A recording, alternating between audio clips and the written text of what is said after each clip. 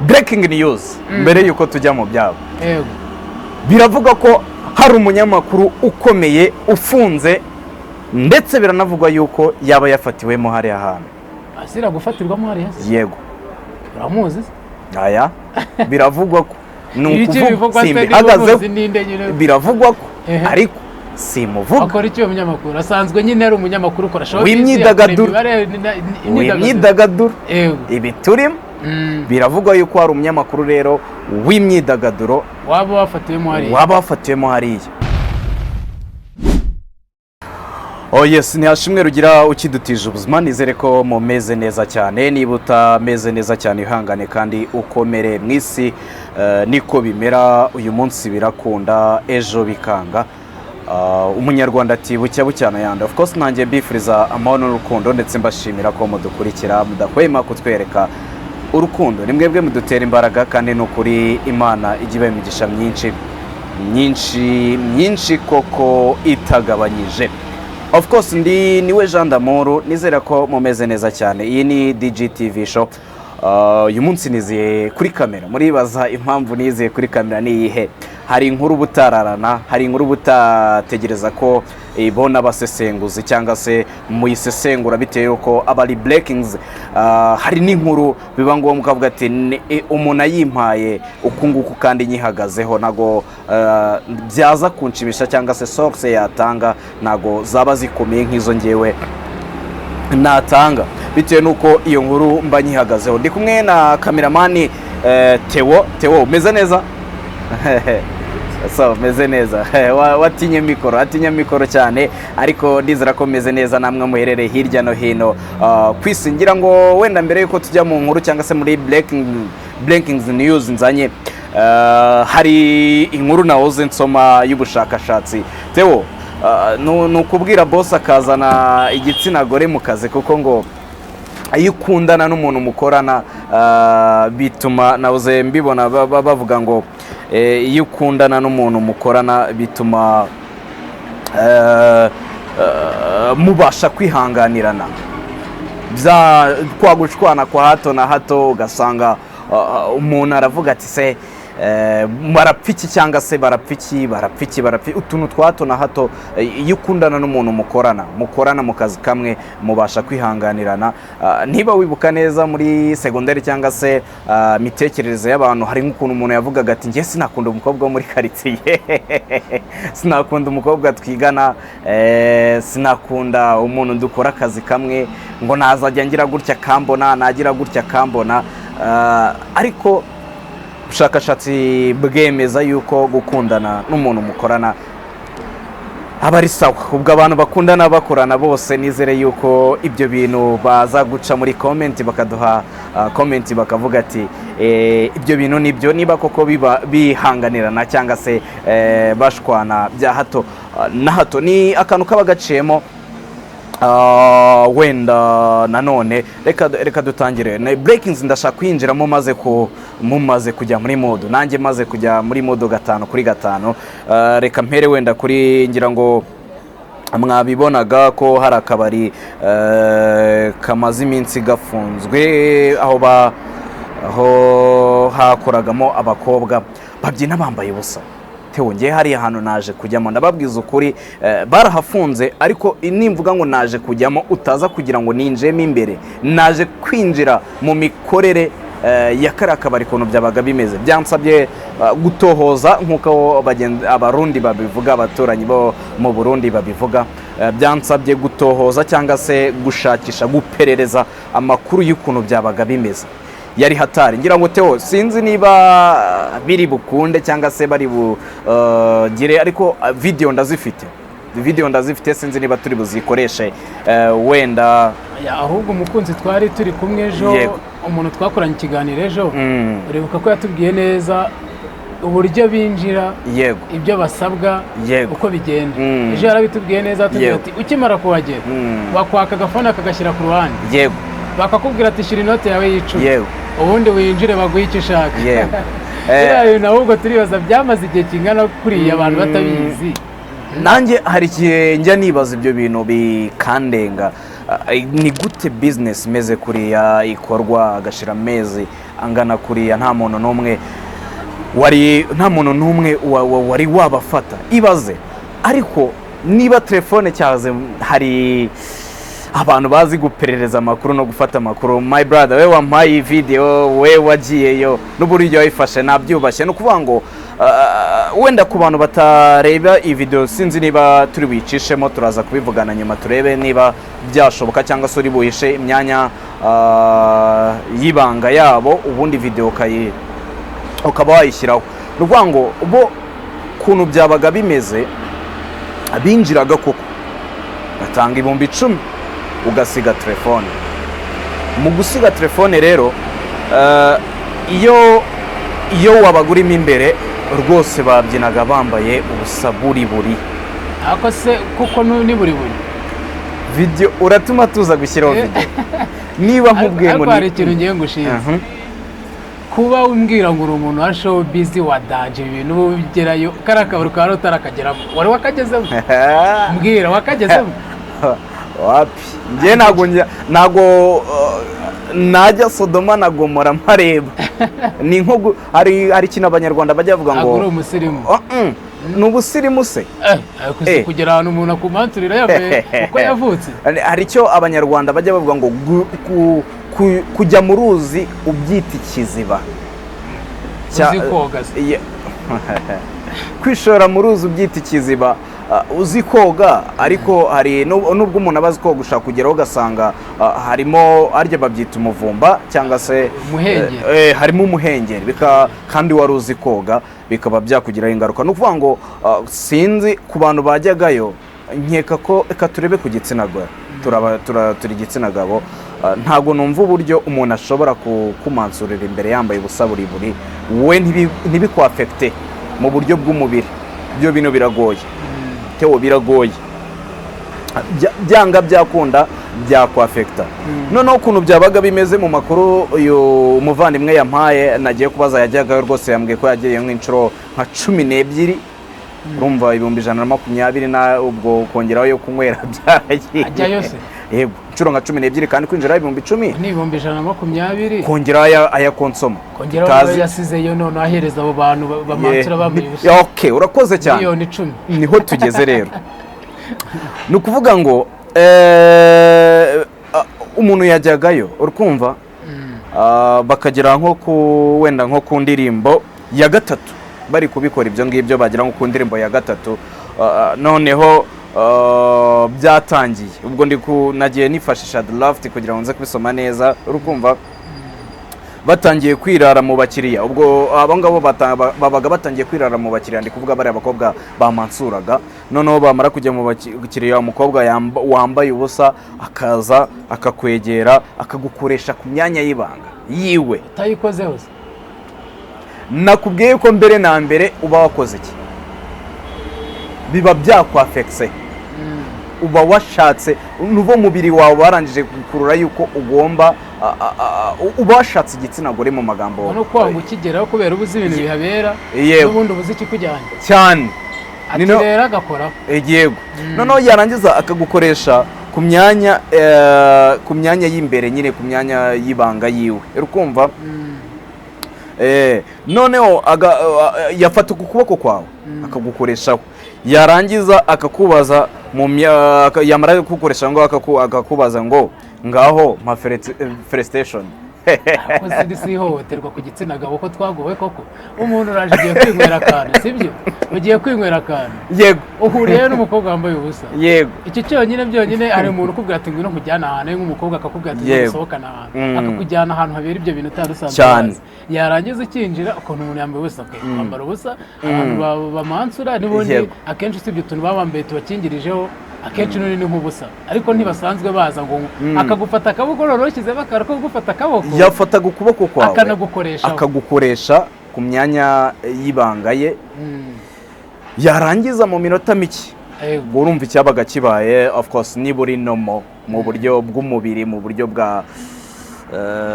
bw'uko abagabo duteye, niba uri nomo nyuma y'iminota wenda tuvuga iminota 10 cyangwa iminota 5, urumva kuntu wabaga umeze. Yarangiza agahita akubwira ngo ngaho mpa felicitation. Uribaza iyo felicitation waho uwo muntu ni iyihe? abakobwa baraduhagurukiye. Warangiza ngo igitsina gabo gukira gw'igitsina gabo cyangwa se kuva, hari ibyo bavuga ngo kuba witeka nibyo bwenge, kuva mu byaha niko kujijuka. Kuva mu byaha bw'igitsina gabo ku gitsina gabo biragoye. Ntabwo iki cyaha wakireka. Ntabwo iki cyaha wakireka. Ibaza Felicitation wajyanye 1,100, winjiye watanze 10, umaze kunyweramo vene, Felicitation umuhaye 10, urukumva mukanya nimujyana mu hasenkane ijana riragiye 200 300 aciyeho. Yego, ubwo nushizemo ibyo wakonsomye, nushizeho dutipu yatanze cyane. Numva abantu ngo barakennye, inzara yarabishe, yego, ubushomeri ni bwinshi cyane, kandi urubyiruko narwo aho hantu ruba ruhari. Ahubwo ndibaza niba ari uguta umuco, niba ari ukwihaga, niba ari ukutiyubaha. Tewo turaza gushyiraho video nibyo biri budufashe, nibyo biri budufashe, baraza no kudufasha batubwire muri comment. Bagende batubwira ibyo ari byo, n'abandi urubyiruko rundi rugende rureba ibyo turi guhura nabyo. Sinumva kuntu nyine umukobwa man ninkubwira ubusa, mwende ikubwira ni wumva ubusa, wumve ni ubusa buri pe buri yarangiza akajya imbere y'abantu akabahenera. Tubivuge neza, nibyo akajya imbere y'abantu akabahenera. Akajya show nabyo kubahenera ngo bari kubaha show, urumva? Eka tuvuge ko yaba yego Kigali wisheya. Yego, tuvuge ko yajyaga imbere akabaha show. Urakoze cyane, dukoreshe ngo yo mu buryo bwo kwiyubaha cyangwa se kubaha. Ugiye kuvuga imvugo nyandagazi, nta mukobwa uhenda Kigali sha wahena bakaguha amamiliyoni wowe. Noneho muri iyi video mfite byagendaga gute? Noneho bari bafite nk'akanuza agacupa karimo amazi, noneho bo bagasa nk'abari koga imbere y'abakiriya, bari no guseka nk'uko bari bubibone, bari no guseka. Nuvuga ngo ibintu byose babifashe babigira easy, nyine nta cyabaye. Uvuze ako kantu, yego, ko gufata amazi agasa nk'ari koga abantu bamureba. Yego, noneho ngiye mpita nibuka umunyeshuri bigeze kwirukana mu aramvuye, yagiye kurunguruka abanyeshuri b'abakobwa bari koga. Yego, uburyo yabaga ameze n'uburyo bamufashe arebamo, avuga ati njyewe mba nagiye kwirebera show. Noneho ibaze icyo kintu, urumva? Ibaze icyo kintu kukigukorera imbere y'amaso, kandi kuko nawe wanamugana ushobora waje ibyo bintu bishobora nubwo byabita kurimo byahita bizamuka ugahita utangira kwifuza sex ku mukobwa. Yego, noneho reba noneho gufata amazi mugasa nk'abayoga, ukajya imbere y'imbaga y'abantu ugasa nk'ubaha show. Bimwe wavugaga ni hohoterwa, mbere na mbere ni hohoterwa ku gitsina gabo. Ahubwo ndibaza RIB iri hehe ko amashusho y'abo bantu bakoraga ibyo ahari, kandi niba ari kwerekana, simbisobanukiwe neza mu itegeko, ariko kwerekana ubwambure bwawe mu ruhame no mu muco nyarwanda ntabwo ibyo bintu byemewe. Mu ruhame bihanirwa n'itegeko, kandi hari amashusho ahari rwose, hari amashusho ahari uze gufasha, wenda uze no kubahisha mu maso kugira ngo batanabaturega kubandagaza, ariko ubwabo kwanza biyandagaje. Ahubwo buriya YouTube niyo yaturega ko twerekanye ibintu bitayemerewe. Yego, kuko uriya YouTube igira umuco kurusha hano bakobwa. Yego, nuvuga ngo niba bagaragazaga amaso rwose, hari aho nabonye bajya hari isura bayihishe, ariko bo mu maso hagaragaraga. Niba RIB iri kuboneza video, kuki idakurikirana abo bantu? Ntabwo ayo makuru wenda nabo barayazi, kandi banayamenye. Kuba barayazi ko nibo bagiye gukora investigation yo kubakora, iyo nako operation yo kubafata. Reka mubwira akantu kamwe, ntabwo kari akabari nubwo ukeka ko wenda byamenyekanye ubu, ariko si uko kari akabari kaba katazwi. Biravugwa, nongere mbikubwira, avuga ko hajyagamo abantu bakomeye, ari nayo mpamvu katinze gufungwa no gufatiramo abantu. Yego, rero bivuze yuko ahubwo kaba kazwi, ahubwo ni ukuvuga ngo igihe cyo kugira ngo igihe cya nyacyo kigere. Yego, bafatirwe mu cyuho, wenda umuntu bashakamo bamubone, abatari yageramo. Yego, ubundi navuga ngo ikize, iyo ushaka gukura urwiri mu nsina yego ukuramo rwa rwiri ruri munsi rumwe ruzamuka ntabwo uza ngo uce twa tundi two hejuru niyo mpamvu rero buriya ni ukwanga igihe kiba kitaragera ribu nayo iba iri hafi aho ngaho igakora igihe cya nyacyo igihe runaka bashaka akarwo bagikorera. yego breaking news mbere y'uko tujya mu byabo yego biravuga ko hari umunyamakuru ukomeye ufunze ndetse biranavugwa yuko yaba yafatiwemo hariya hantu. asira gufatirwamo hariya yego uramuzi aya biravugwa ko ni ukuvuga simbihagazeho biravugwa ko ariko simuvuga. akora iki uwo munyamakuru? asanzwe nyine ari umunyamakuru ukora show w'imyidagaduro ibi turimo biravugwa yuko hari umunyamakuru rero w'imyidagaduro waba wafatiwemo hariya ni ibivugwa ntago ari ibyo nemeje ibyo bintu mumaze kumenya ariko birashoboka ko bashaka no kumubona mu minsi iri imbere bamutangaje cyangwa se ahubwo ngewe ntabwo natungurwa no kumva ko umunyamakuru wa showbiz yabafatiwemo hariya ntabwo numva ari cyo ahubwo numva hakaba yarimo nka barindwi gute ariko ngo ibintu tubamo ni ibintu abantu benshi bazi ko tuba turi nyine dufite amakuru ahagije yego ajyanye ndetse n'ibyo ngibyo k'amakuru tugomba kuba tubifiteho. oya amakuru yo kuba yarahariye karakaba ariko yarahari rero kuba yabafatiwemo umunyamakuru usanzwe n'undi uri mu bintu bya showbiz nta bintu byadanje kuba arimo ahubwo Imana imutabare nyine ubwo nyine igihe cye kirageze. yego so reka twigire rero muri operation y'uyu munsi ni inkuru y'uyu munsi ni breaking news busire ni breakings y'uyu munsi. so tujye ku bya Rwema uyu munsi yaburanye kugira ngo bize kumvikana neza yaburanye ariko se ndavuga ko yaburanye yanze kuburana ariko byari biteganyijwe ko aburana uyu munsi yewe yanageze ku rukiko. Eka nsubire inyuma gato njye nahageze ku rukiko saa 2 zishyira saa 2 n'igice za mu gitondo. twavuganaga umbwira ko uri kubitekerezaho kujyayo ndetse wenda kugenda hagati nka saa 2 zuzuye gutya nka saa 2 ni ukuvuga ngo oya yari kiragera nka saa 1:45 gutyo yari saa 1:45 so ni ukuvuga ngo njyewe nagezeyo saa 2 zishyira saa 2 n'igice za mu gitondo. Rwema yageze ku rukiko nka saa 2:50 zishyira na saa 3 gutyo nibwo yageze ku rukiko. Yageze mu rukiko rero saa 3:10 yego saa 3:10 so ari kuza rero habanje haza imodoka nini iriya nyine itwara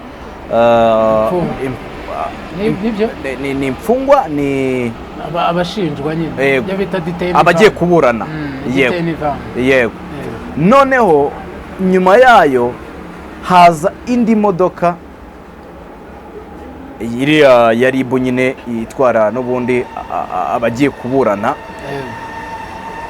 irimo abantu ni 3 ni 4 ndi kumva ari 3 ariko harimo muri abo rero harimo na Rwema hasohoka abandi bantu 2 Rwema we ntiyasohoka gusa hagati aho Rwema atari gusohoka umugore wa Rwema n'umwunganira mu mategeko bita umwavoka yego bari kuvugana birangira Rwema mu kuvugana nyine sinzi niba hari ibyo batumvikanagaho kumva umugore wa Rwema yaje amategeko yego nyuma umugore wa Rwema yaje kujya kuvugana nande na Rwema so icyabaye ni iki rero Rwema ntago yanze kuburana habaye ahubwo ndibaza impamvu Rwema yaba ataburanye n'ikurikira yaba atumvikanye n'umunyamategeko we kubijyanye no kumwishyura amafaranga nyine igiciro agomba ibihembo bye cyangwa se amafaranga agomba umunyamategeko cyo ni icyambere icya kabiri yaba umunyamategeko we yamubwiraga ngo burana wemera wenda iyi dosiye yawe irakaze aho aba yaburanye Rwema batabyumvikanaho umunyamategeko yaba amubwira ngo burana wemera undi akabihakana agahakana kutemera urumva yaba akiburanye bivuze ngo habayeho kutumvikana hagati y'umwunganira mu mategeko na Rwema. Icya gatatu, Rwema haba hari ibindi bintu yaba yari afite ataganirije umunyamategeko wenda bakaba baganira akavuga ati ibi bintu bitarimo ntago mburana. Nabyo ushobora kubyibaza. Nabyo birashoboka ko habayeho kutanozwa neza ku rubanza, kushinjwa akaba ariyo mpamvu habayeho kuba yakwanga kuburana. Yego, akaba ariyo mpamvu habayeho kuba yakanga kuburana. Icya kane ari nacyo gikomeye, ese Rwema arashaka kujya ataburana buri gihe kugeza wenda urukiko rumuhamije ibyo byaha atigeze aburana? Sinzi niba ibyo bintu bibaho.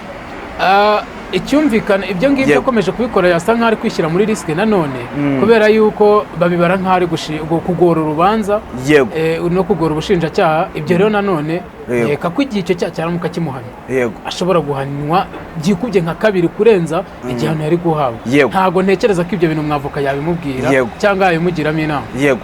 Icya gatanu, yaba ari gutinza urubanza nk'uko byatangiye kuvugwa nabyo. Ibyo bintu uko ari bitanu nibyo kugeza ubu ngubu twese turi kwibaza niba Rwema yaba ari gutinza urubanza muri ubwo buryo. Eske abatumvikanye n'umunyamategeko bijyanye no kumwishyura, hari ibyo umunyamategeko amubwira ngo undi ntabyemere, hari ibyaburaga muri dosiye yabo cyangwa se mu buryo bwo kugira ngo urubanza ruze kugenda neza. Ibyo ngibyo nibyo turi kwibaza. Yego, ubwo rero byarangiye ataburanye, ubwo azongera aburane ibutaha, nabwo si tuzi niba azaburana cyangwa se atazaburana. Urubanza rwaba ntabwo igihe cyo kuzaburana ikirigerwe rwatangazwa nk'umuntu wakubise icyumvirizo, ahubwo muri icyo gihe mu gukubita icyumvirizo maze kubona ko ibyo ngibyo bigoranye, nahise njya gukurikirana urubanza rwa nde Pastor Emmanuel. Wari wumvisha aho nta kintu kirimo? None se hari kuba harimo iki? Aya nanjye nkunda yuko ukubita ubangura. Yego, mbwira ikintu aho ngaho cyari kuba kirimo. Inkuru yari hari nuko yanze kuburana. Ni nk'ikipe zanganyije. Nta nubwo bari no kutubwira impamvu ibyo yapfuye, impamvu ataburanye n'umunyamategeko we batumvikanye. Yego nibyo, ariko se bari gupfa iki aho ngo nta kintu cyari kirimo? Umuriro wari uri hehe rero? Ahangaha ngiye kukubwira, ndaza kwifashisha bimwe mu byo uyu mugabo yavuze.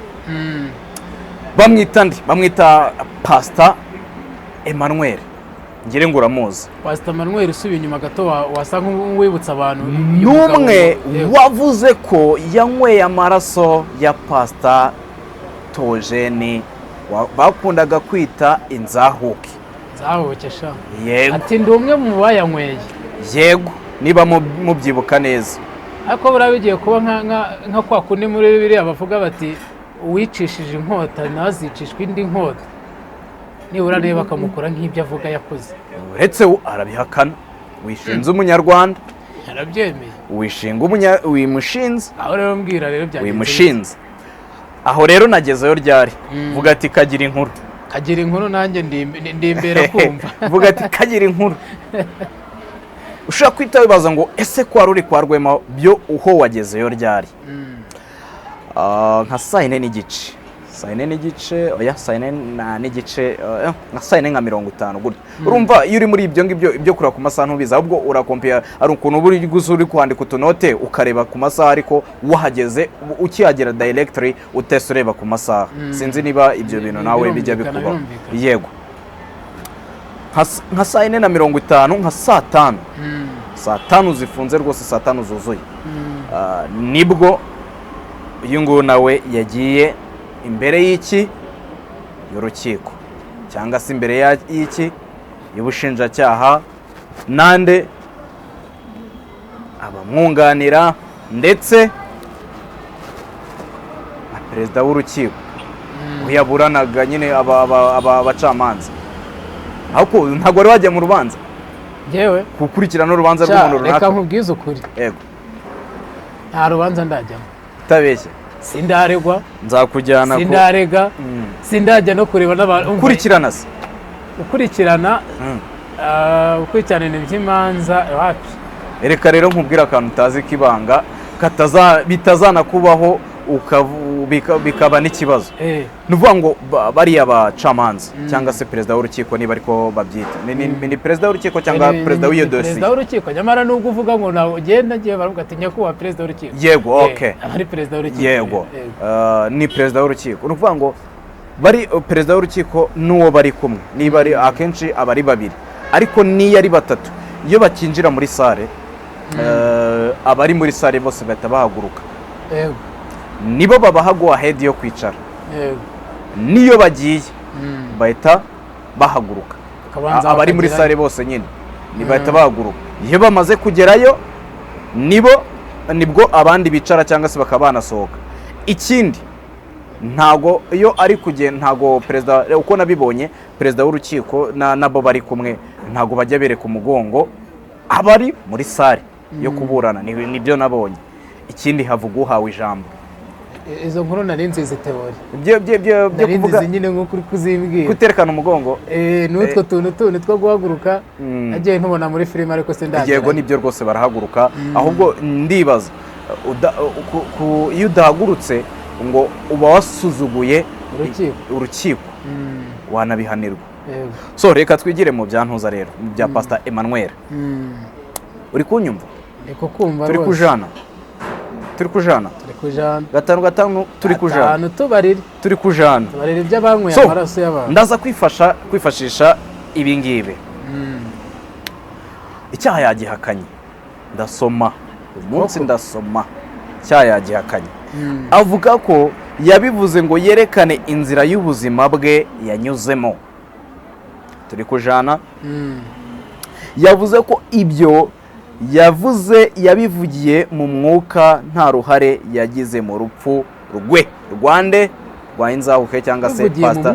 Yego, mu mwuka burani kwa kunavuga ngo mu mwuka wera niko nabyita kirakwerekwa niko kuri YouTube no yerekewe se. Komeza umbwire numve. Niko yavuze nta ruhare yagize mu rupfu rwande rwa Pastor Theogene. Yabajijwe ese niba icyaha ugihakana uragira ngo bakurege iki ariko ari kuko urumva ko wishe umuntu. Asubiza agira ati nge nabivuze mu buryo bw'umwuka. Ndabivuze mu buryo bw'umwuka. Ubwo niko bavuga nabivuze mu buryo bw'umwuka.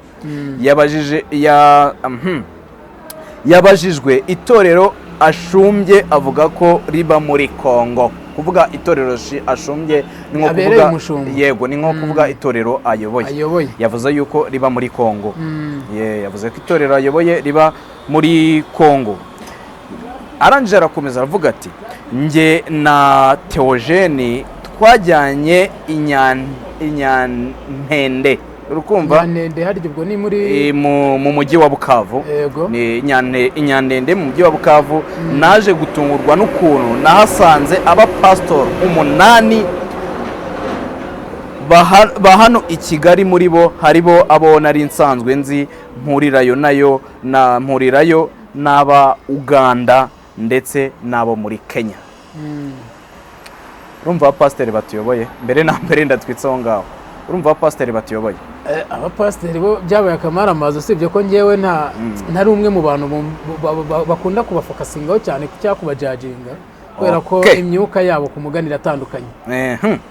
Twaganiriye rero uwo munsi wihariye indahiro wahariwe ubwo ni wahariwe indahiro kuko twari abapasiteri 4 bagombaga kwinjira kuko bagombaga kwinjira muri uwo muryango. Kuva uwo munsi urumva ibyatujyanye byari birangiye. Indahiro twarahiye yariyo gukorana n'imbaraga z'umwijima. Icyo gihe bageze aho hantu urumva bagiye aho ngaho muri Kongo.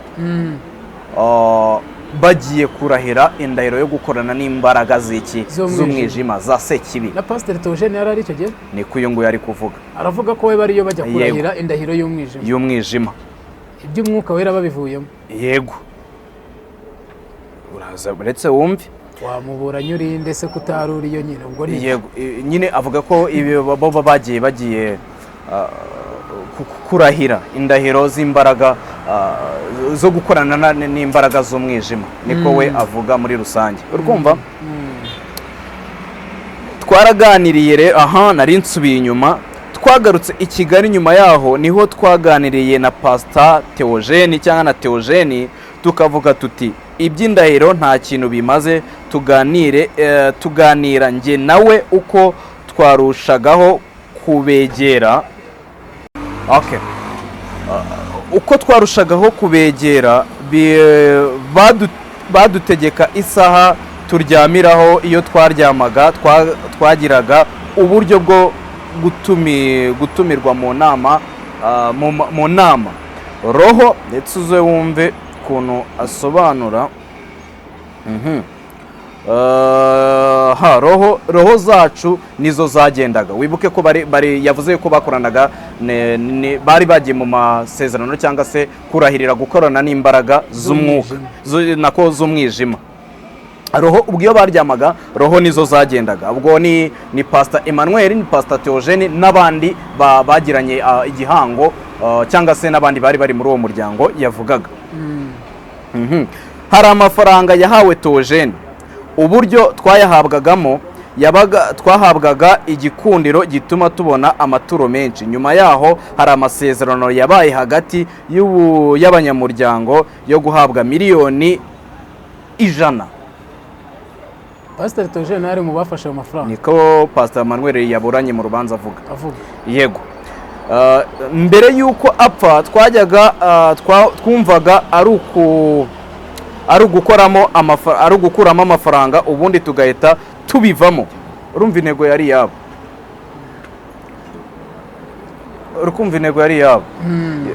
mbere yuko apfa bumvaga yuko ngo bagomba gukorera amafaranga ubundi bagahita babivamo reka mbisome neza biyumvire byo wenda gusesengura nabo twihutisha bagakuramo amafaranga ubundi bagahita babivamo amaze kubona ayo mafaranga yahise ajya kwiyegereza Imana yitandukanya n'imyuka mibi habayemo kumuteza impanuka ntoya ngo basi bamugarure ariko aranga komeza inzira yo gusenga rero nibwo babonye ko kumugarura bitagikunda za mbaraga zimukoresha impanuka yo kumuhitana nuko nk'uko mubizi yapfuye akoze impanuka nta muntu nk'umuntu wari romodo wanjye nabonye akimara gukora impanuka nanjye ubwoba bwaranyishe ndavuga ni iherezo ry'ibi byose ni urupfu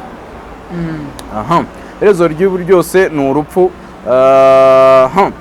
nta ruhare nagize mu rupfu rwe numvaga gutanga ubuhamya bw'ibyambayeho nta cyaha kirimo yabajijwe ari wowe nk'umuntu uzi yuko yasize umuryango n'abana wumvaga nta kibazo kibirimo ku byo wavuze asubiza ati numvaga nta kibazo kuko nari kubisubiramo kuko nari kubisubiramo ko narabyiboneye uko yatanze ubuhamya nari nsanzwe ntanga ubuhamya mbivuga mu buryo buri butoya but in short nabanje guhura na Mana Irahari Pascal ariko yari atarumva ubuhamya bwanjye burambuye nibwo twaganiriye akumva turamutse tubishyize ku itangazamakuru hari abantu benshi bwafasha n'abandi kuko bagiye babukurikiraho cyangwa se bagiye babwumvaho abo mwakoranaga ni bande muri uwo mwuka mubi nasabye ku mpamvu z'umutekano wanjye narekereje niko yavuga ku mpamvu z'umutekano we yasabye yuko atagomba kubitanga aravuga ati nasabye ku mpamvu z'umutekano wanjye nasabye ko mbona naba nkoze ikosa cyo gusebanya no kwangisha abandi rubanda ubwo bari bamaje kubo bakoranaga kanjye noneho ahandi kwangisha abandi rubanda nk'uko mbisobanuye uko niko kuri naratangaye ubwo narebaga muri kino kirego nsanga ndashinjwa icyaha, nsanga anashinzwe icyaha banditse nyine abashinjacyaha niko yasobanuye. Urabona iyo uri gukora samari ukora wiruka kuko baba bavuga nawe wandika. Ubushinjacyaha bwanditse ngo nahawe inzoga ngo nkore kiriya kiganiro, ariko siko navuze. Njye ndi umukozi w'Imana, sinywa inzoga. Hagize ugaragaza ubuhamya ntanze ko ubuhamya nanze atari bwo yazana ibimenyetso gusa, njyewe nta cyaha nakoze. Muri RIB bwa mbere bampatirizaga kuvuga ko narindiyo ntago bampaye umwanya wo kubisobanura neza nk'uko mbisobanuye ubu. Nta kiganiro nakoze na kimwe nigeze nkora nsaba imbabazi z'uko ibyo navuze ari ikinyoma. ni kiramuka kigaragaye ndaba tsinzwe. Urakoze cyane. Haramuka hagaragaye ibimenyetso, niba haramuka hagaragaye ikimenyetso ko ikiganiro yuko yagikoze asaba imbabazi we ahamya yuko abatsinzwe. Urumva iby'urubanza bya Pastor Emmanuel ibyo birakomeye, sinzi niba uri kubyumva. Birakomeye, ari byo kuvuga ko yahawe imbaraga z'umwijima, ariko zibaha igikundiro ari kumwe na Pastor Theogene Nzahuke. Kugeza ubu rero ntarahamwa n'icyaha ngo tumenye niba ari byo cyangwa se ntago yari yatsinda cyangwa se ngo kimukurweho, tumenye koko niba ibyo bintu ari byo Pastor Theogene nawe bari bafite imbaraga z'umwijima, ari nacyo cyatumye wenda akora impanuka. Kugeza ubu na n'ubu ntabyo tuzi.